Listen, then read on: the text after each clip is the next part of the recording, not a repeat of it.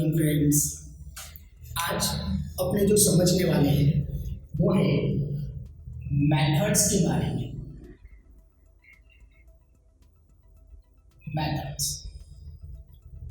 Method of correlation.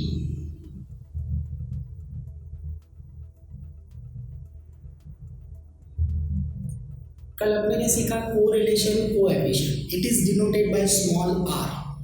तो वो जो कोरिलेशन कोएफिशिएंट है वो फाइंड आउट करने के लिए कौन सी मेथड है, कितनी मेथड है, वो आज अपने सीखेंगे। तो मेथड ऑफ कोरिलेशन, तो कोरिलेशन कोएफिशिएंट फाइंड आउट करने की टोटल 3 मेथड है, 1, 2, 3। कोरिलेशन कोएफिशिएंट फाइंड आउट करने की टोटल 3 मेथड है, 1, 2, 3। मेथड नंबर 1, पहली मेथड है स्कैटर्स डायग्राम मेथड।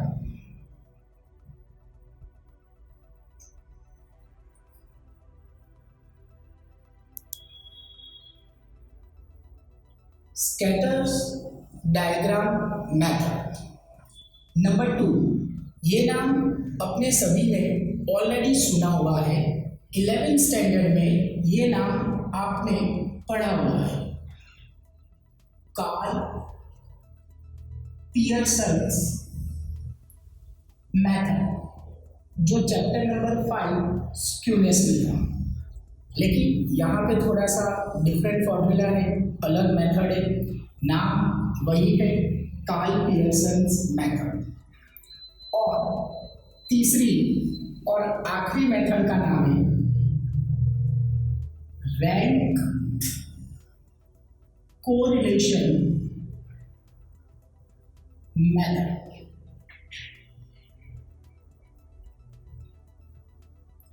तो कोरिलेशन कोएफिशिएंट यानी कि स्मॉल आर फाइंड आउट करने की टोटल 3 मेथड है।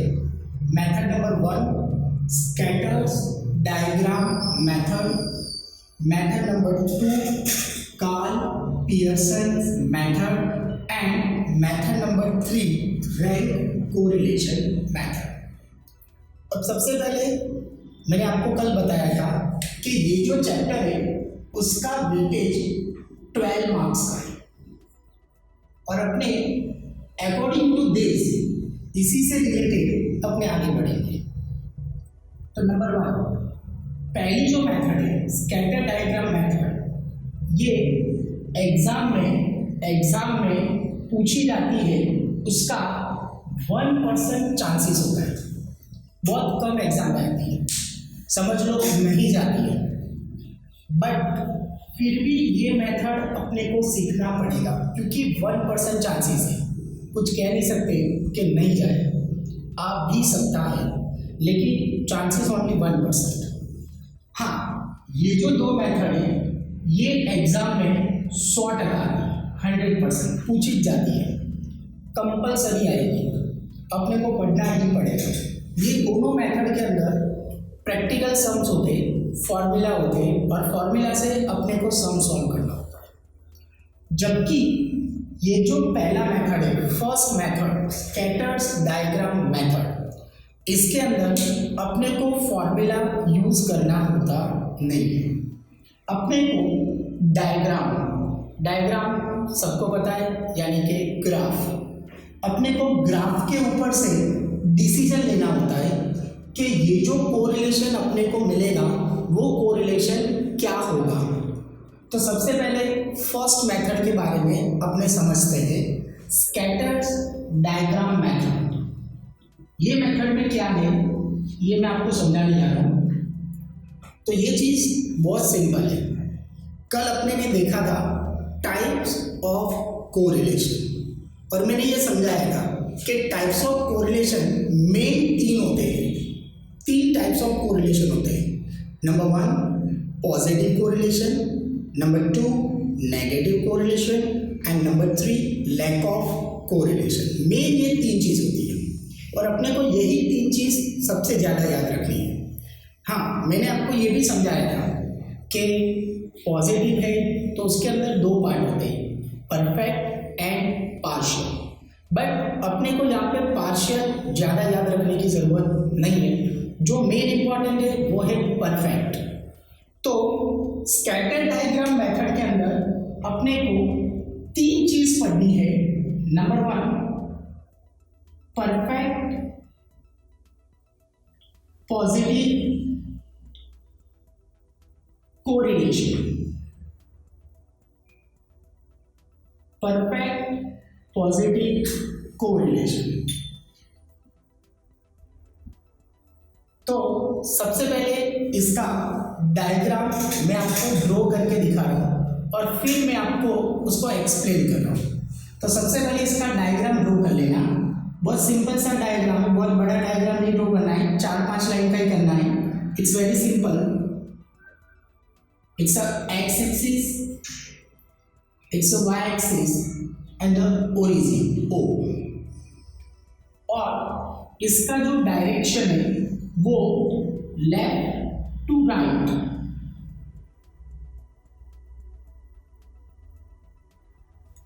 सेम डायरेक्शन में इंक्रीज होगा, लाइक दिस।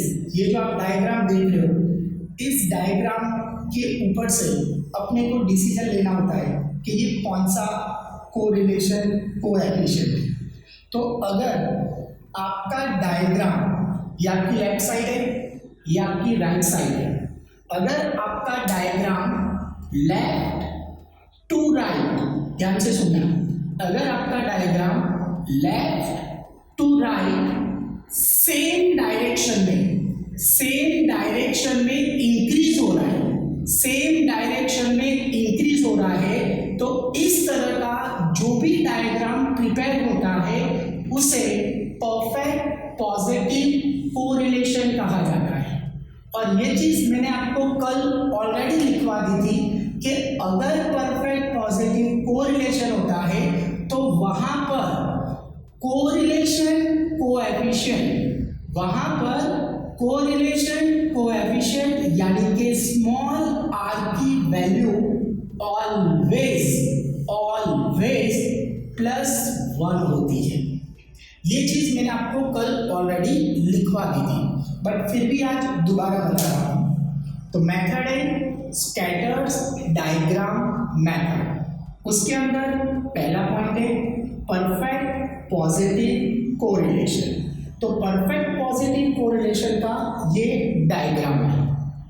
इस डायग्राम से अपने को ये पता चलता है कि अपना जो कोरिलेशन है वो किस टाइप का कोरिलेशन है। यहाँ पर उसकी परफेक्ट मेजरमेंट नहीं मिलेगी, ये अपने को अप्रॉक्सली लिखना होता है कि परफेक्ट पॉजिटिव कोरिलेशन यानी कि R = +1 होता है। इसका बहुत ही सुपर डुपर एग्जाम्पल आपको यहाँ पे दे रहा हूँ। एग्जाम्पल 2 एग्जाम्पल दे रहा हूँ। पहला एग्जाम्पल बहुत सिंपल है, age of husband and age of wife. Age of husband and age of wife common sense है। अगर अभी प्रेजेंट में जो हस्बैंड या वाइफ की एज है, अगर हस्बैंड की एज 5 साल बढ़ेगी तो ऑब्वियसली वाइफ की एज भी 5 साल बढ़ेगी, वो सेम डायरेक्शन में ही इंक्रीज होने वाली है। ऐसा तो कभी होता नहीं है कि हस्बैंड 5 साल बढ़ा तो वाइफ 5 साल छोटी हो गई, ऐसा कभी अपने ने देखा नहीं है। तो the first example of the perfect positive correlation is age of husband and age of wife. दोनों की एज सेम डायरेक्शन में मूव करती है, सेम डायरेक्शन में इंक्रीज होती है। अगर हस्बैंड 10 इयर्स इंक्रीज हुआ तो सामने वाइफ भी 10 इयर्स ही इंक्रीज होती है। ऐसा नहीं होता है कि हस्बैंड 10 साल बढ़ता है तो वाइफ 8 या 9 साल या 7 साल बढ़ती है या 12 साल बढ़ती है। Is never possible. Number 2, second example मैं आपको दे रहा हूं। Sales and profit. Second example है सेल्स एंड प्रॉफिट।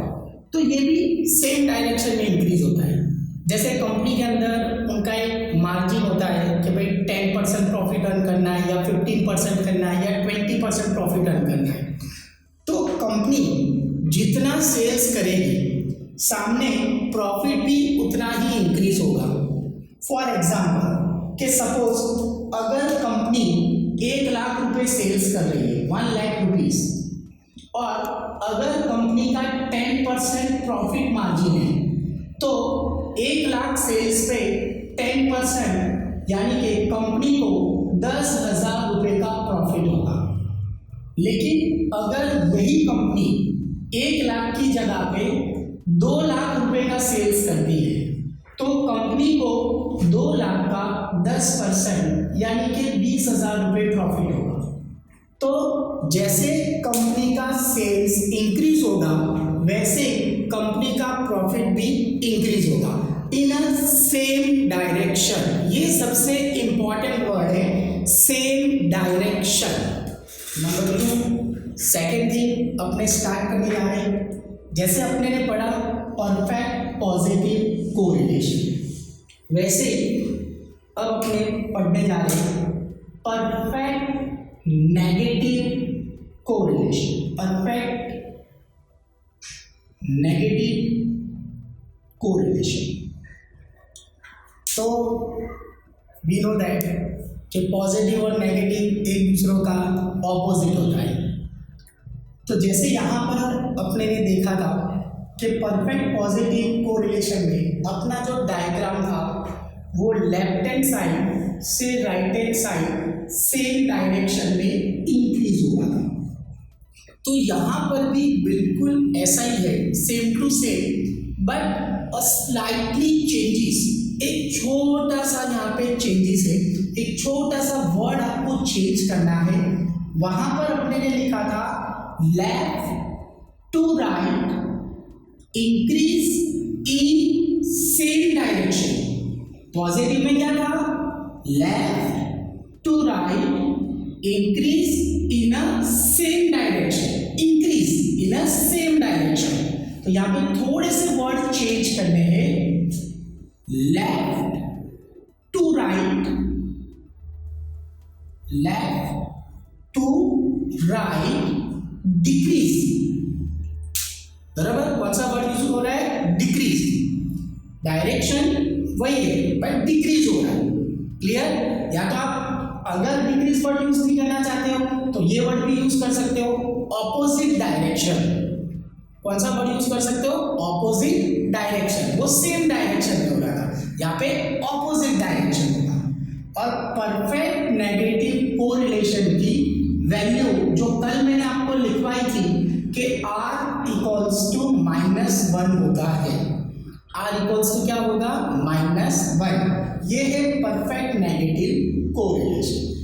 उसके भी 2 एग्जाम्पल यहाँ पे आपको मैं लिखवा देता हूँ। पहला एग्जाम्पल जो मैंने कल आपको दिया था और सबसे इजी वाला एग्जाम्पल है price and demand. They are opposite to each other. ये दोनों एक दूसरों से ऑपोजिट डायरेक्शन में ही होता है। जो मैंने आपको कहा था price increase, demand decrease, price decrease, demand increase. दोनों का डायरेक्शन ऑपोजिट होता है। अगर एक वेरिएबल इंक्रीज हो रहा है तो दूसरा वेरिएबल डिक्रीज हो रहा है। ऑपोजिट डायरेक्शन, ये वर्ड सबसे इंपॉर्टेंट है, ऑपोजिट डायरेक्शन। सेकेंड एग्जाम्पल है एक्सपेंडिचर एंड सेविंग्स।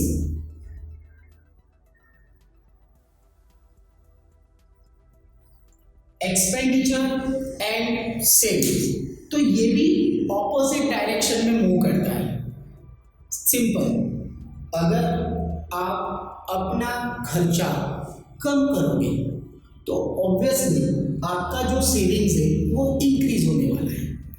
अगर आप अपना एक्सपेंडिचर इंक्रीज करोगे तो आपका जो सेविंग्स है वो डिक्रीज होने वाला है। क्लियर? तो परफेक्ट नेगेटिव कोरिलेशन की सबसे इंपॉर्टेंट चीज कौन सा वर्ड याद रखना है? Opposite direction. और पॉजिटिव में कौन सा वर्ड याद रखना है? Same direction. क्लियर? अगर वो परफेक्ट पॉजिटिव कोरिलेशन है तो वहां पे दोनों वेरिएबल सेम डायरेक्शन में इंक्रीज हो रहे, सेम डायरेक्शन में मूव कर रहे हैं, एक ही वे में जा रहे हैं। और परफेक्ट नेगेटिव कोरिलेशन में क्या होता है? Both the variables moves in opposite direction.